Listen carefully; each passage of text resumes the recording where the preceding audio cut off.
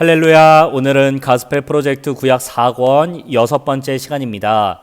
내 죄를 숨길 수 있을까? 라는 제목으로 사무엘 하 11장 1절에서 27절의 말씀을 함께 나눠보려고 합니다. 오늘 말씀으로 들어가기 전에 여러분에게 이런 질문을 드리고 싶습니다. 혹시 과거의 잘못이 여러분의 발목을 붙잡는 경험을 해보신 적이 있으신가요? 우리는 살아가면서 수많은 잘못과 실수를 저지르면서 살아갑니다. 하지만 대체적으로 우리의 잘못과 실수들은 묻혀진 채로, 잊혀진 채로 지나가기 마련입니다. 드러나는 잘못보다 드러나지 않은 잘못이 더 많을 것입니다. 하지만 이렇게 우리조차도 잊고 있었던 과거의 잘못이 불쑥 나타나서 우리의 발목을 잡는 경우가 있습니다. 우리는 잊은 것 같지만 또 우리 주변의 사람들은 잊은 것 같지만 잘못은 여전히 우리 주변에 남아있는 경우가 있습니다. 그렇다면 세상에서 저지르는 이렇게 드러나지 않는 수많은 잘못들을 모두 알고 계시는 하나님 앞에서 우리는 과연 우리가 저질렀던 잘못과 죄악으로부터 자유하다고 얘기할 수 있을까요? 아마 어느 누구도 하나님 앞에서는 우리가 죄로부터 자유하다라고 쉽게 얘기할 수 없을 것입니다. 그렇다면 하나님 앞에서 숨길 수 없는 죄, 이 죄로부터 어떻게 자유함을 얻을 수 있는지 오늘 말씀 사무엘 하 11장을 통해서 함께 살펴보겠습니다. 먼저 1절에서 5절의 말씀을 함께 나누겠습니다. 그 해가 돌아와 왕들이 출전할 때가 되매 다윗이 요압과 그에게 있는 그의 부하들과 온 이스라엘 군대를 보내니 그들이 암몬 자손을 멸하고 라빠를 에워쌌고 다윗은 예루살렘에 그대로 있더라. 저녁 때에 다윗이 그의 침상에서 일어나 왕궁 옥상에서 거닐다가 그곳에서 보니 한 여인이 목욕을 하는데 심히 아름다워 보이는지라. 다윗이 사람을 보내 그 여인을 알아보게 하였더니 그가 아뢰되 그는 엘리암의 딸이요 햇사람 우리아의 아내 밧세바가 아니니까 하니 다윗이 전령을 보내어 그 여자를 자기에게로 데려오게 하고 그 여자가 그 부정함을 깨끗하게 하였으므로 더불어 동침함에 그 여자가 자기 집으로 돌아가니라. 그 여인이 임신함에 사람을 보내 다윗에게 말하여 이르되 내가 임신하였나이다 하니라. 아멘. 자, 먼저 하나님께서 다윗으로 하여금 평화롭게 지내게 했을 때에 다윗이 자신의 부하들을 전쟁에 내보내놓고 자신은 느지막이 일어나서 왕궁의 옥상을 거닐고 있었습니다. 그때 다윗의 눈에 들어왔던 것은 한 여인이 목욕을 하고 있는 광경이었습니다. 다윗은 즉시 사람을 보내어 그 여인이 누구인지 알아보게 했습니다. 이 말은 다윗이 그 여인을 마음에 들어했다는 것입니다. 다윗의 심부름을 받고 돌아온 사람은 그 여인이 다윗의 부하 우리아의 아내 밧세바라는 것을 다윗에게 얘기했습니다. 그렇다면 다윗은 어떻게 행동해야 했을까요? 자신의 부하의 아내이고 또 남편이 있는 여인이라면 그 여인을 흠모하는 마음을 없애고 돌이켜야 했을 것입니다. 그런데 다윗은 전령을 보내어 그 여인을 데려오게 했습니다. 그리고 결국 다윗은 그 여인과 동침했습니다. 남편이 있는 아내, 심지어 자신의 부하 우리아의 아내 밧세바와 동침한 다윗은 동침하기를 마친 뒤에 그 여인을 집으로 돌려보냈습니다. 다윗은 하룻밤에 저질렀던 이 일탈을 저물어가는 해와 함께 묻어두려고 했습니다. 많은 사람들은 이 일을 모르고 지나가는 것처럼 보였습니다. 하지만 다윗이 저질렀던 잘못은 결코 감추어지지 않았습니다. 5절 말씀에 보니 다윗과 동침했던 밧세바가 임신했다는 사실을 사람을 통해 다윗에게 알린 것입니다. 과연 다윗은 이 사실을 알게 된 뒤 어떻게 행동했을까요? 6절부터 11절의 말씀을 계속 살펴보겠습니다. 다윗이 요압에게 기별하여 햇사람 우리아를 내게 보내라 하매 요압이 우리아를 다윗에게로 보내니 우리아가 다윗에게 이르매 다윗이 요압의 안부와 군사의 안부와 싸움이 어떠했는지를 묻고 그가 또 우리아에게 이르되 내 집으로 내려가서 발을 씻으라 하니 우리아가 왕궁에서 나가매 왕의 음식물이 뒤따라가니라. 그러나 우리아는 집으로 내려가지 아니하고 왕궁 문에서 그의 주의 모든 부하들과 더불어 잔지라. 어떤 사람이 다윗에게 아뢰되 우리아가 그의 집으로 내려가지 아니하였나이다. 다윗이 우리아에게 이르되 내가 길 갔다가 돌아온 것이 아니냐, 어찌하여 내 집으로 내려가지 아니하였느냐 하니 우리아가 다윗에게 아뢰되 언약궤와 이스라엘과 유다가 야영 중에 있고 내 주 요압과 내 왕의 부하들이 바깥들에 진치고 있거늘 내가 어찌 내 집으로 가서 먹고 마시고 내 처와 같이 자리이까. 내가 이 일을 행하지 아니하기로 왕의 살아계심과 왕의 혼의 살아계심을 두고 맹세하나이다 하니라. 아멘. 자, 먼저 6절에서 11절 말씀에 보니 다윗이 요압에게로 편지를 보내서 우리아 장군을 예루살렘으로 돌려보내라고 한 것을 알 수 있습니다. 다윗은 밧세바가 임신했다는 사실을 알고 이 사실을 숨기기 위해서, 감추기 위해서 계략을 세운 것입니다. 우리아 장군을 불러서 그를 칭찬하고 그를 집으로 돌아가서 쉬라 명령했습니다. 그리고 8절 말씀에 보니 궁에서 나가는 우리아의 뒤에 다윗이 보내는 음식이 따라갔다라고 표현되어 있습니다. 이것은 다윗이 우리아가 집에 돌아가서 잔치를 벌이고 기쁜 마음으로 잠에 취하여 아내와 더불어 동침하게 하려는 계략이었음을 알 수 있습니다. 다윗의 계략은 어떻게 되었을까요? 이후 말씀에 보니 우리아는 집으로 내려가지 않았다고 9절 말씀에 기록되어 있습니다. 우리아는 참으로 충성스러운 사람이었습니다. 지금 군대가 전쟁 중인데 어떻게 자신이 집에 들어가서 편히 쉬고 맛있는 음식을 먹으며 아내와 더불어 동침하겠느냐 얘기하면서 성문에서 군사들과 함께 잤습니다. 다윗의 첫 번째 계략은 실패한 것입니다. 12절에서 과연 다윗은 어떻게 행동했을까요? 다윗이 우리아에게 이르되 오늘도 여기 있으라. 내일은 내가 너를 보내리라. 우리아가 그날에 예루살렘에 머무니라. 이튿날 다윗이 그를 불러 그 앞에서 먹고 마시고 취하게 하니 저녁 때에 그가 나가서 그의 주의 부하들과 더불어 침상에 눕고 그의 집으로 내려가지 아니하니라. 아침이 되매 다윗이 편지를 써서 우리아의 손에 들려 요압에게 보내니 그 편지에 써서 이르기를 너희가 우리아를 맹렬한 싸움에 앞세워 두고 너희는 뒤로 물러가서 그로 맞아 죽게 하라 하였더라. 요압이 그 성을 살펴 용사들이 있는 것을 아는 그곳에 우리아를 두니 그 성 사람들이 나와서 요압과 더불어 싸울 때 다윗의 부하 중 몇 사람이 엎드러지고 햇사람 우리아도 죽으니라. 다윗은 결국 자신의 계략이 먹히지 않자 두 번째로 계략을 세웠습니다. 그것은 바로 다윗이 왕궁에서 직접 우리아를 위해 잔치를 벌이는 것이었습니다. 그 목적은 우리아를 칭찬하기 위함이 아니었습니다. 13절의 말씀에 보니 다윗의 목적은 바로 우리아가 취하게 하는 것이었습니다. 우리아가 술을 마시고 취했을 때에 그가 집으로 돌아가면 아내와 더불어 동침한지 아니면 안 했는지도 몰라 잠에 잘 것이고, 그렇게 되면 밧세바와 다윗 사이에서 태어난 그 아들을 우리아는 자연스럽게 자신의 아이라고 생각하게 하기 위해서 다윗은 계략을 쓴 것입니다. 하지만 충성스러웠던 우리아는 술에 취해서도 집에 돌아가지 않고 성문에서 잠을 잤습니다. 결국 다윗은 모든 계략이 먹히지 않자 마지막으로 이런 계략을 세웠습니다. 바로 아침 일찍 우리아를 통해서 요압에게 편지를 보냈는데 그 편지에는 우리아를 죽이라는 내용이 담겨 있던 것입니다. 전쟁에 나갈 때에 우리아 장수를 앞세워 내보내고 다른 병사들은 후퇴하게 해서 우리아로 맞아 죽게 하라는 것이었습니다. 결국 다윗의 명령대로 요압은 우리아를 죽였습니다.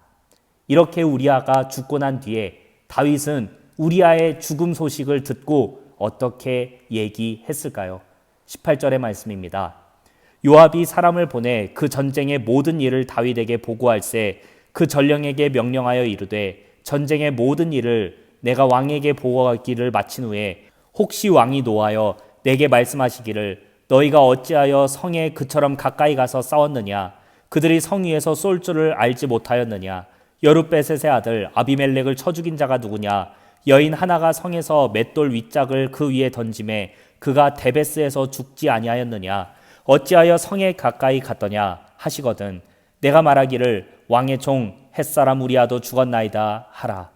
전령이 가서 다윗에게 이르러 요압이 그를 보낸 모든 일을 다윗에게 아뢰어 이르되 그 사람들이 우리보다 우세하여 우리를 향하여 들로 나오므로 우리가 그들을 쳐서 성문 어귀까지 미쳤더니 활 쏘는 자들이 성 위에서 왕의 부하들을 향하여 쏘매 왕의 부하 중 몇 사람이 죽고 왕의 종 햇사람 우리아도 죽었나이다 하니 다윗이 전령에게 이르되 너는 요압에게 이같이 말하기를 이 일로 걱정하지 말라 칼은 이 사람이나 저 사람이나 삼키느니라 그 성을 향하여 더욱 힘써 싸워 함락시키라 하여 너는 그를 담대하게 하라 하니라. 우리아의 아내는 그 남편 우리아가 죽었음을 듣고 그의 남편을 위하여 소리내어 우니라. 자, 우리는 이후 말씀을 통해서 다윗의 명령대로 우리아가 죽었다는 사실을 알게 되었습니다. 그런데 놀랍게도 다윗은 우리아의 죽음을 듣고 나서 천연덕스럽게 행동했다는 것을 우리는 25절 말씀을 통해 알 수 있습니다. 다윗은 마치 자신이 우리아를 죽이지 않은 것처럼 행동했습니다. 26절의 말씀에 보니 우리아의 남편 밧세바는 다윗이 그런 일을 했을 것이라는 사실을 꿈에도 모른 채 슬피 울었다고 나와 있습니다. 자, 이렇게 다윗은 자신의 모든 죄악과 잘못이 덮어지는 것처럼 보였습니다. 심지어 밧세바조차도 모른 채 몇몇 사람들만 알고 있는 이 비밀을 잘 덮는 것처럼 보였습니다. 하지만 사람들의 눈에는 다윗의 죄가 보이지 않을지 몰라도 하나님의 눈에는 다윗의 죄가 너무나도 또렷이 보였습니다. 27절 말씀입니다. 그 장례를 마침에 다윗이 사람을 보내 그를 왕궁으로 데려오니 그가 그의 아내가 되어 그에게 아들을 낳으니라. 다윗이 행한 그 일이 여호와 보시기에 악하였더라. 아멘.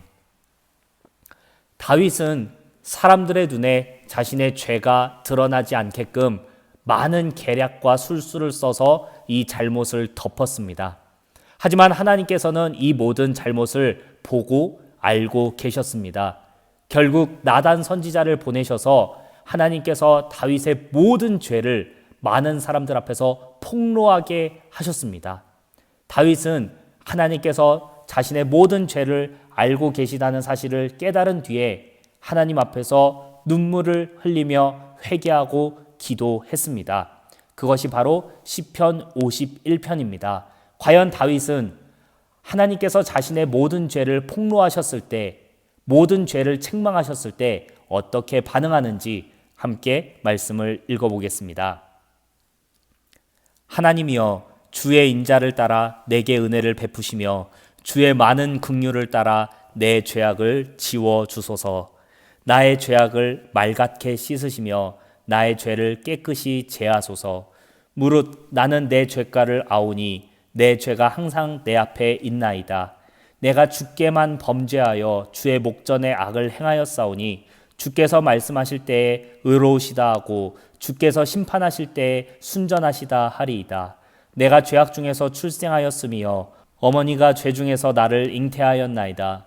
보소서, 주께서는 중심이 진실함을 원하시오니 내게 지혜를 은밀히 가르치시리이다. 우슬초로 나를 정결하게 하소서. 내가 정하리이다. 나의 죄를 씻어주소서. 내가 눈보다 희리이다. 내게 즐겁고 기쁜 소리를 들려주시사 주께서 꺾으신 뼈들도 즐거워하게 하소서. 주의 얼굴을 내 죄에서 돌이키시고 내 모든 죄악을 지워 주소서. 하나님이여, 내 속에 정한 마음을 창조하시고 내 안에 정직한 영을 새롭게 하소서. 나를 주 앞에서 쫓아내지 마시며 주의 성령을 내게 거두지 마소서. 주의 구원의 즐거움을 내게 회복시켜 주시고 자원하는 심령을 주사 나를 붙드소서. 아멘. 사랑하는 여러분, 시편 51편을 통해서 우리가 알 수 있는 것은 무엇일까요? 오늘 본문 말씀인 사무엘하 11장과 시편 51편을 통해서 우리가 알 수 있는 두 가지 사실, 첫 번째는 바로 하나님께서 기뻐했던 다윗조차도 죄에서 자유할 수 없었다는 사실을 알 수 있습니다. 다윗은 하나님께서 직접 내 마음에 합한 사람이라고 칭찬할 정도로 위대한 사람이었습니다. 하지만 그런 다윗조차도 죄에서 자유하지 못했습니다. 그렇다면 오늘날을 살아가는 우리는 죄에서 자유하지 못하다는 것을 우리는 더욱더 심각하게 깨달을 수 있을 것입니다. 그리고 죄에서 자유하지 못한 다윗의 고백, 시편 51편을 통해서 우리가 알 수 있는 사실은 바로 우리의 죄는 나의 노력을 통해 없애는 것이 아니라 하나님의 노력을 통해서 없애진다는 사실을 깨달을 수 있습니다. 다윗은 자신의 죄가 발각되었을 때 이렇게 얘기하지 않았습니다. 하나님, 제가 죄를 깨끗하게 하겠습니다. 제 죄를 지우겠습니다. 제가 죄악된 삶에서 벗어나 새로운 삶을 살겠습니다라고 고백하지 않았습니다. 오늘날 우리는 이렇게 고백하기 쉽습니다. 내가 다시는 잘못을 저지르지 않겠다. 내가 다시는 죄악된 삶을 살지 않겠다. 내가 다시는 어떤 죄를 저지르지 않으며 새롭게 살겠다라고 고백하며 다짐하기 쉽습니다. 하지만 다윗의 고백 시편 51편에는 어떠한 다윗의 노력도 어떠한 다짐도 등장하지 않습니다. 오히려 다윗은 슬퍼하는 마음으로 하나님께 이렇게 고백했습니다. 하나님, 저의 죄를 지워주세요. 하나님, 우슬초로 저의 죄를 깨끗이 씻어주세요. 하나님, 저의 죄악된 마음을 새롭게 해주시고 정결한 마음을 주세요라고 하나님께 기도하며 고백했습니다. 이 말씀을 통해서 우리가 알 수 있는 것은 바로 우리의 죄악은 우리가 스스로 없앨 수 없다는 것입니다. 다윗은 죄인입니다. 그런 다윗이 내가 죄를 짓지 않겠다고 고백하고 다짐한다고 해서 그 죄가 씻어진다면 이 세상에는 아무런 죄인도 없을 것입니다. 하지만 하나님께서 기뻐했던 다윗조차도 자신의 죄를 어찌하지 못하는 죄인이었으며 그 죄는 오직 하나님만이 씻어주실 수 있다는 것을 우리는 이 말씀을 통해 깨닫게 되었습니다. 사랑하는 여러분, 우리가 길을 가면서 특별히 밤중에 온 도시를 붉게 문드는 교회의 십자가 탑을 볼 수 있습니다. 이 십자가들이 노란색이 아니고 파란색이 아니고 붉은색인 이유는 바로 하나님께서 나의 죄를 씻어주시기 위해 예수님을 보내주셨으며 그 예수님께서 나의 죄를 대신 지고 십자가에서 피를 흘려주셨기 때문에 이 십자가는 붉은색으로 표시하는 것입니다. 이제 우리는 이 십자가를 바라볼 때마다 하나님께서 나를 구원하시기 위해 나의 죄를 용서해 주시기 위해 나를 죄에서 깨끗이 씻어 주시기 위해 예수님을 보내주셨고 예수님께서 나의 죄를 위해 대신 피를 흘려주셨다는 사실을 깨달을 수 있습니다. 우리가 하나님 앞에서 해야 할 고백은 내가 다시는 죄를 짓지 않겠습니다. 내가 이제는 죄에서 멀어지겠습니다. 내가 이제는 죄를 짓지 않는 새로운 삶을 살겠습니다라고 고백하는 것이 아니라 나는 결코 죄를 숨길 수 없고 나는 결코 죄에서 자유할 수 없습니다라고 고백하면서 하나님, 나의 죄를 씻어주시고 나를 위해 피 흘려주신 예수님을 믿는 믿음을 내 안에 주시옵소서라고 고백하는 믿음이 필요할 것입니다. 이제 우리가 십자가를 바라볼 때 저 십자가는 나를 위해 피 흘려주신 예수 그리스도의 피 묻은 십자가라는 사실을 기억하면서 오늘도 많은 사람들이 자신의 죄를 덮기 원하고 자신의 죄를 무마시키기 위해서 살아가는 이 시대 속에서 하나님께서 우리의 죄를 씻어주시고 깨끗하게 해주시는 구원자라는 사실을 마음에 굳게 믿고 그 하나님의 사랑을 마음에 품고 살아가는 우리 모두가 되길 간절히 소망합니다. 나아가서 이 구원의 복음이, 사랑의 복음이 내 안에만 머무는 것이 아니라 우리의 이웃과 가족과 친구들에게도 전해질 수 있도록 하나님의 복음의 통로가 되는 우리 모두가 되길 간절히 소망합니다.